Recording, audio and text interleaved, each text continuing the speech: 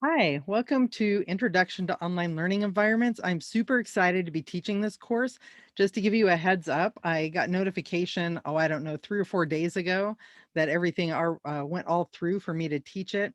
So I apologize a little bit if things are a little bit delayed getting opened. I like to let people in normally a week ahead of time, but I'm still tweaking Canvas and getting things ready for you guys to show up. What I wanted to do was introduce myself and tell you a little bit about my background and give you a heads up on some things coming down the road that you can work on this weekend before we get started. So let's just go. So my name is Debbie Curdy. I've been teaching for coming on 24 years in January. I started off my very first teaching assignment at Porterville College, and then I taught at Saracoso, and now I'm teaching over here at Bakersfield. So I think I've hit all the colleges in the district. I also teach at Victor Valley College. You could say that I'm a lifelong community college professor. I've taught everything, however, from kindergarten to graduate school, and I love teaching teachers. I've been teaching teachers for as long as I've been teaching. So this is my favorite thing to do. And I especially love teaching about online education because there's so many possibilities. But you can't just take your Word document, your PowerPoint, and slam it online and say, boom, look, we have an online class, because that's not how it works. It's not very engaging if you do that. So, my goal is to share with you some of the tips and tricks and strategies that I've learned over the past 20 years of teaching online. And I've been an online teacher. I've been an online student. I did my graduate degree at Pepperdine University online, and I teach online teachers. So I've seen it from all the way around. So I've got some tips and tricks for things like time management and building community in your classroom and just all sorts of fun things. Okay. But I have to warn you, just a little heads up, is that I don't believe in just telling you about these things. We're going to actually do some of these things in class so that you can experience them from the student perspective, because then that'll give you more insight as a teacher when you try to deliver these things with your own students. And we'll have lots of unique situations. We'll have lots of unique disciplines that we're working with. We might have people from K-12. We might have people from university. We've got community college professors. It'll make a very interesting and rich mix. And no matter where you are in the spectrum, whether you got thrown into teaching online in March, because didn't we all, or whether you've been teaching online for quite a while and you're just kind of checking off a box here, everybody's got something to bring to the table. And I'm always excited about that. So, um, there's a couple of things coming down the pipeline to just to give you a heads up, and I'll send information. Well, the email that you got this link in probably will give you this information. Um, I'm going to send you your syllabus so you can get an idea of what the class is all about. I'm going to send you a student information survey, and this is something I do with all of my own students so that I have a better understanding of who they are and where they're from and what their background is, things like that. That helps me connect with them. I'm going to send you a link to jump into something called Discord, which we'll get to in just a minute. I'll show you a brief overview of Discord. And then there's also going to be a short video project that I'd like you to have done by Monday, hopefully. Okay, it's a video introduction.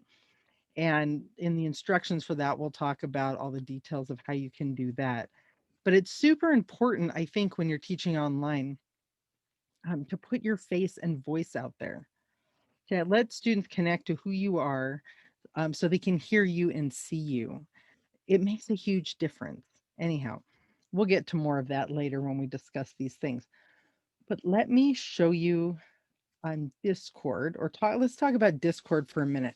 Now, if you're a gamer, which I'm not, or if you have kids who are gamers, which I kind of do, I have a lot of kids. Um, when One of the tools that they use to communicate is Discord.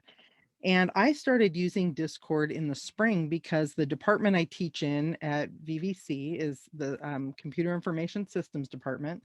And I had been teaching a hybrid class, but we all went online. And so our department uses Discord, and I had never used it before. So I'm like, okay, well, this is one more thing, right? Anyhow, it turned out to be super easy, super lightweight, and a great way to connect with students. But there was an added benefit that I didn't think about. It cut down my email easily by 95%. because, you get all those emails that are just little pings like, hey, I have a question about this thing, or, what about that thing, or how do I do this thing, whatever, right? You get like a million emails. And email management, I could do a whole class just on email management. What I found was that because Discord acts like a chat server or a text messaging service, it's super easy to just give a quick response to a quick question. Problem solved. Email's not sitting in your inbox. You don't have to deal with a whole bunch of stuff. Easy peasy. Okay. So I'm going to give you a really short overview. There'll be a much longer video. Well, it's like 14 minutes long. Anyhow, in the email, there's a longer video. But I just wanted you to see what it looks like. And so this is the education department's Discord server. And a server is just, anybody can set up a server on Discord. It's free. And I'm going to give you a link. And when you go to the link and you sign up, keep track of your username and password. I had some students that totally got lost and ended up creating like, I don't know, 3 or 4 different accounts. Don't do that. Pay attention. Keep track of your username and password. And when you come here, you'll get dropped into what's called this welcome channel. Channels are organized into categories. So this is a resources category. It's got some things that are general for everybody. And you'll come here. Now, the first thing you need to do is just say, hey, Debbie Curdy, and you'll see my name up here. Okay, hey, and you can go at, so you can go, hey, whoops, if you spell it right, hey, at Debbie, and you see my name comes up, right? So you can just click that. That will signal me that the message is for me. That's a direct message. And then just say, I'm in section, this will help really a lot. I'm in section, whatever section you're in. Maybe it's 76300, okay? If you just do that simple thing, then I can add you to the category that will let you see this whole section of classes. You won't even see this. This won't even exist for you until I add you. So that's okay, because in the meantime, there's some stuff you can poke around and look at, classroom rules and general questions, and etc.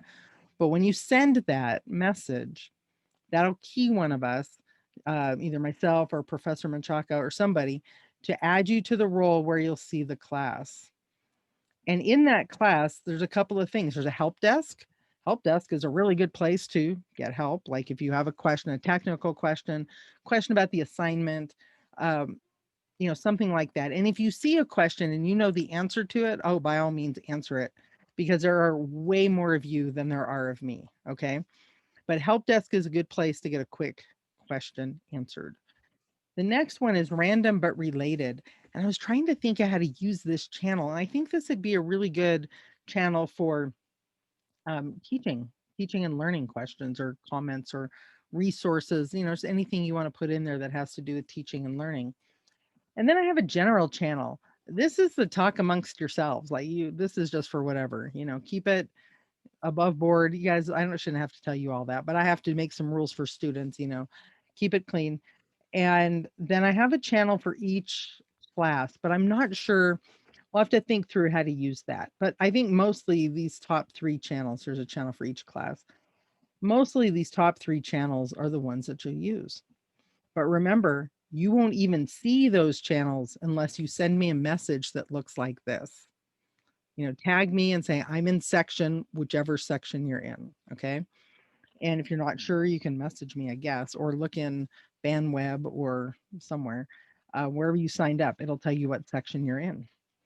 So Discord will be an interesting tool. One of the things you'll figure out about me is I like to play with technology. My degree is actually in educational technology, my graduate degree. And I don't think we can just look at things. I think we have to try things out and see if they fit.